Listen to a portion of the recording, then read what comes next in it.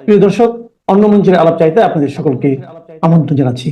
বিমান বিধ্বস্তের ঘটনায় ফুঁসে উঠেছে মাইলস্টোন কলেজের শিক্ষার্থীরা। তারা বলছে এই দুর্ঘটনায় শতাধিক শিক্ষার্থী মারা গেছে, কিন্তু সরকার সেই তথ্য গোপন করছে। বলা হচ্ছে কেন এমন লুকোচুরি তা পরিষ্কার করতে হবে। এ নিয়ে সকাল থেকে রাস্তায় নামে মাইলস্টোনের শিক্ষার্থীরা। সেখানে গেলে অবরুদ্ধ করে রাখা হয় আইন ও শিক্ষা উপদেষ্টাকে। মাথায় ওখানে পৌঁছাইছি 20 মিনিটের মাথায় 15-20টা লাশ শুধুমাত্র গার্জিয়ান, আয়াবুয়া এবং তাদেরকে দেখতে পেয়েছি। 15-20টা লাশ শুধু গার্জিয়ান, আয়াবুয়াদের ছিল। সেনাবাহিনী একটা প্যাকেটের ভিতরে প্রায় 7-8টা লাশ ঢুকাইছে। লাশ ঢুকাই এরকম 17টা প্যাকেট নিছে। এখন রাত 2টার সময় সেনাবাহিনী অ্যাম্বুলেন্স ঢুকায় লাশ গায়েব করতেছে। রাত 2টার সময় একটা বালতির ভিতরে হাড়গুলো ঢুকায়, ব্যাগের ভিতরে ঢুকায়, তারপর সেনাবাহিনী লাশ সরাইতেছে। উদ্ধার কাজ স্থগিত করার পর কেন রাত 2টার সময় আবার এখানে এই বিধ্বস্ত জায়গায় হাত দেওয়া হলো?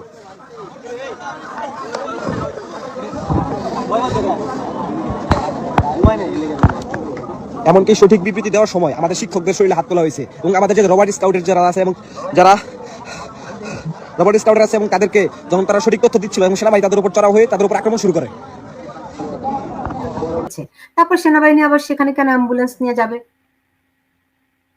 দেখুন, পুরো বিষয়টাই একটা ধোঁয়াশার মধ্যে পড়ে গেছে, আর কেউই তাদের রাইট ফ্রেম অফ মাইন্ডে নেই। ফলে যার যেটা মনে আসছে তাৎক্ষণিক ভাবে সেটি তারা প্রকাশ করছে। এখন মনস্তত্ত্ব অদ্ভুত। মানুষ যখন এরকম পরিস্থিতিতে পড়ে যায় তখন কিংকর্তব্য বিমূঢ় হয়ে পড়ে এবং যা মনে আসে তাই বলতে থাকে। যা সন্দেহ করবার নয় তাই সন্দেহ করে বসে। সুতরাং এখানে আসলে এরকম পরিস্থিতিতে যে মনস্তত্ত্ব আমরা লক্ষ্য করছি তা অস্বাভাবিক কিছু নয়, এটাই স্বাভাবিক এমনতর পরিস্থিতি।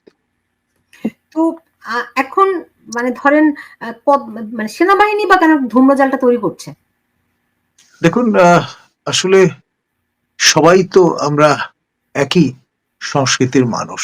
কেউ হয়তো উর্দু পড়ছেন, কেউ হয়তো সিভিল, কিন্তু এইরকম পরিস্থিতিতে মানে আমাদের যে বাঙালিপনা সেটাই আপনার ম্যানিফেস্টেড হচ্ছে, এতে কোনো সন্দেহ নেই। তো মানে শিক্ষার্থীদের যে অভিযোগ, অনেক মানুষের যে অভিযোগ যে লাশ চুরি চলছে এই মধ্যরাতে, এটা ভিত্তি কতটুকু স্যার? দেখুন, এটা আসলে আমি তো বললাম যে কিংকর্তব্য বিমূঢ় হয়ে যে যা মতো করে কথাবার্তা বলছেন, স্যানিটি লোপ পেয়েছে। সুতরাং এই পরিস্থিতিতে এমনটি হবে, এটাই স্বাভাবিক। না, সাধারণ মানুষ মানে কিংকর্তব্য বিমূঢ় হতে পারে, কিন্তু যারা দায়িত্বপ্রাপ্ত, বিশেষ করে সেনাবাহিনীতে একটা প্রশিক্ষিত বাহিনী, তাদের তো একটা ডিজাস্টার ম্যানেজমেন্ট থাকে। সেনাবাহিনী মানে তারা যে কোনো সময় যুদ্ধের জন্য প্রস্তুত থাকে। অ্যাকচুয়ালি ডিজাস্টার একটা যুদ্ধের মতোই অবস্থা। এটা একটা অবশ্যই, এবং বিরাট এখানে disaster। আমাদের মানুষ রুলস অফ এনগেজমেন্ট বলা আছে আপনার এই পরিস্থিতি কি করতে হবে। এখন ধরুন তারা যদি তাদের মতো করে কাজ করতে যান, সেটাও কিন্তু বিনা বাধায় তারা করতে পারছেন না। আর এটা একটা ধ্বংসস্তূপ, সেটাও কিন্তু বুঝতে হবে। যে পরিমাণ ক্ষয়ক্ষতি হয়েছে তাৎক্ষণিকভাবে সেটি জন্য কেউ প্রস্তুত ছিলেন না। এখন তারা তো এরকম এটা কোনো পরিষ্কার। ম্যানেজমেন্ট করতে পারতেন যে তাৎক্ষণিকভাবে যে কোনো একটা জায়গায় একটা সেন্টার করা, এখান থেকে যারা নিখোঁজ, যারা আহত, যারা নিহত, তাদের স্বজনরা সেখানে যাবে, সেখান থেকে তারা জানবে তাদের প্রিয় মানুষটির কোথায় কি অবস্থায় আছে, রাইট? দেখুন, আমি ব্রিটেন আমেরিকায় যেটা দেখেছি, এই ধরনের দুর্ঘটনাস্থল আপনার হলুদ রঙের আপনার একটা বেল্ট দিয়ে ঘিরে ফেলা হয়। এটা হচ্ছে অকুস্থল সেই হিসাবে, এখানে কোন রকমের আলামত নষ্ট করা যাতে না হয় সেটা প্রিজার্ভ করার ব্যবস্থা রাখা হয়। এখন এখানে যে অবস্থা আপনার এই মধ্যরাতে, মানে ধরুন রাত 2টোর সময় যখন সন্দেহ দানা বাঁধে এবং তার উপর ভিত্তি করে আপনার কোমলমতি ছাত্রছাত্রীরা তারা মিছিল বের করে এবং নানান রকমের স্লোগান উত্থিত করে, তখন সত্যি আপনার আমাদের যে সহানুভূতি সেটি নতুন নতুন মাত্রা যোগ করে। স্যার, সকাল হলেই এসএসসি পরীক্ষা, রাত 3টার সময় তারা পরীক্ষা স্থগিত করেছে। দুপুর 1টার ঘটনা। আপনার কি মনে হয় এই সরকারের কোনো দায় দায়িত্ব আছে? একেবারে একেবারে, আমি তো আগেই বলেছি। দেখুন, আমি one of the ardent critic of this government, এবং আমি যেহেতু উচ্চ কণ্ঠ সেই জন্য নানানভাবে আপনার হেনস্থা করবার অর্গানাইজড বিভিন্ন চেষ্টাও কিন্তু পরিলক্ষিত আছে। তৎসত্ত্বেও আমাদের মনে হয়েছে যে আমাদের আসলে কথা বলে যেতে হবে, বিষয়গুলো তুলে ধরতে হবে। উদ্দেশ্য আপনার কোয়ালিটেটিভ চেঞ্জ নিয়ে আসা, এবং যারা এই লেজে গোবরে পরিস্থিতি তৈরি করেছেন, অযোগ্যতার পরিচয় দিয়েছেন, তাদের দায়িত্ব ছেড়ে অচিরেই চলে যাওয়া দরকার। এখন যে এনাফ ইজ এনাফ।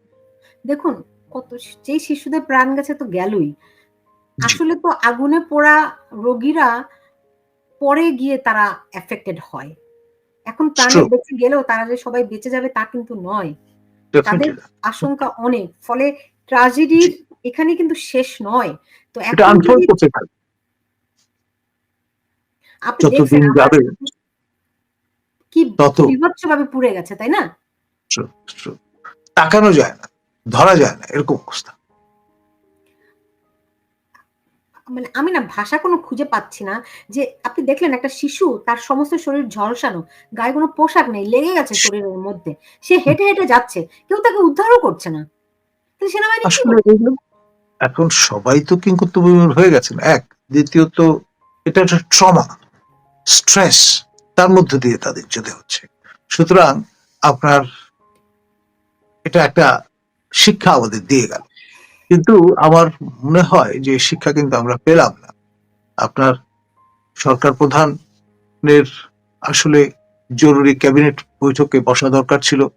এমনকি যেই দেশটিকে আমরা সবসময় নানানভাবে সমালোচনা করি, সে ইসরায়েলও যদি হতো, তাহলে কিন্তু আপনার যুদ্ধকালীন একটা পরিস্থিতি মতো করে বিষয়টা রেসপন্ড তারা করতেন। আপনার আমাদের এখানে তো অ্যাক্সিডেন্ট হাসপাতালের কনসেপ্টই নেই।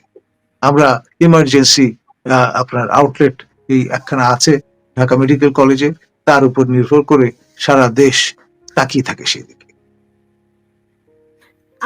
আপনার কি মনে হয় যে আ আ প্রধান উপদেষ্টার কোন রকম তৎপরতা আপনারা আজকে দেখেছেন?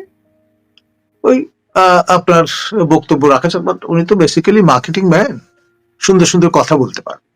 তো ইমোশনাল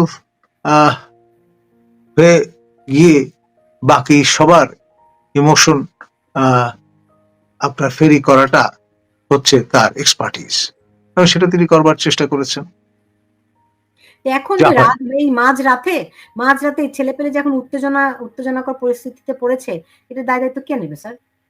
সরকার প্রধানকে নিতে হবে ডেফিনেটলি। আমার তো মনে হয় এই ঘটনার দায়িত্ব নিয়ে মাননীয় স্বাস্থ্য উপদেষ্টা পদত্যাগ করা উচিত ছিল। অন্তত এই অন্তর্বর্তী সরকারের সময় যদি আমরা এই দৃষ্টান্তগুলো স্থাপন করতে ব্যর্থ হই, তাহলে আর আমাদের স্যানিটি ফিরবে কবে? শুধু স্বাস্থ্য উপদেষ্টা, আপনার শিক্ষা উপদেষ্টা, আপনার আ মানে দেখুন, মানে এটা তো ক্রস কাটিং। নিজের বিবেকের মধ্যে যদি সে তাগিদ তৈরি না হয়, তাহলে আপনার এই অমল ধবল চাকরিগুলো আঁকড়ে ধরে রাখবার যে বাসনা, সেটি আরো বেশি পরিমাণে উৎকট ভাবে প্রকাশিত হচ্ছে। স্যার, আ শেষ প্রশ্নটা আপনাকে করি। আপনার কি মনে হয় এই ঘটনার মধ্য দিয়ে ঢাকার আকাশে যুদ্ধ বিমান প্রশিক্ষণের অবসান ঘটবে? আমার তো মনে হয় না। কারণ হচ্ছে আমরা কিছুদিন এটা নিয়ে আহাজারি করব, যথারীতি ভুলে যাব, আর একটা নতুন সমস্যা এসে হাজির হবে, সেটা নিয়ে ব্যস্ত হয়ে যাব। ও, সেইটাই তো এখানে অনেকে আমার কমেন্ট করছে যে গোপালগঞ্জের ঘটনা ভোলানোর জন্য এই ঘটনা ঘটানো হয়েছে। দেখেন, এখন ধরুন অ্যাক্সিডেন্ট ইজ অ্যাক্সিডেন্ট, এটা নানানভাবে ব্যাখ্যা করে কনস্পিরেসি থিওরি আবিষ্কার করার চেষ্টা করবার লোকের অভাব নেই। কিন্তু বিষয় যেটি, সেটি হচ্ছে আমরা যদি লং টার্মে বিষয়গুলো মাথায় নিয়ে পরিকল্পনা মাফিক কাজ করার চেষ্টা করি, তাহলেই এর পুনরাবৃত্তি আর হবে না, সেটি বন্ধ করা সম্ভব। এখন দেশ যেই ধরনের লোকের হাতে পড়েছে, একটা অদৃশ্য শক্তি দেশের নিয়ন্ত্রণ নিয়েছে, সুতরাং তাতে এই ঘটনায় তাদের কিছুতেই কিছু এসে যায় না। তাহলে এই যে মধ্যরাতে সব উত্তেজনা চলছে, এগুলো কোন দিকে গড়াবে স্যার?